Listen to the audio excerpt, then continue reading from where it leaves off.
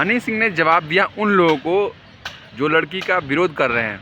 वही रागिनी विश्वकर्मा जो गाना गाई थी भोजपुरी में दीदिया के देवरा, उसी को लेके बहुत लोग विरोध कर रहे थे, गाना अश्लील है। तो हनी सिंह ने बोला कि गाना अश्लील नहीं है, गाना मनोरंजन के लिए बनाया गया है। आपको पता है कोई सिंगर जब आगे बढ़ता है तो उसे कैसे पैर पकड़ के लोग खींचते हैं।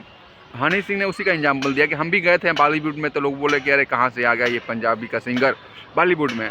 तो ऐसे ही हर जगह की बात है, भोजपुरी के लोग उसे टांग खींच रहे हैं, विरोध कर रहे हैं, लड़की जो आगे बढ़ रही है। इसीलिए इंटरव्यू भी देते हैं तो बहुत बारीकी से बोलते हैं, बहुत सोच समझ के बोलते हैं कोई बात।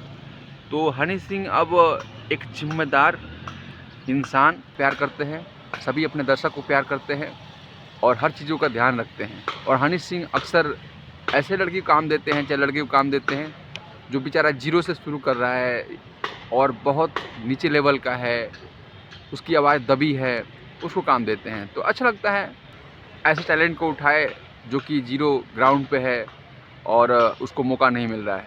धन्यवाद, नमस्कार। आप देख रहे हैं अर्जुन भोजपुरिया 95 को। अगर मेरे चैनल पर नए हो तो चैनल को सब्सक्राइब भी कर सकते हैं।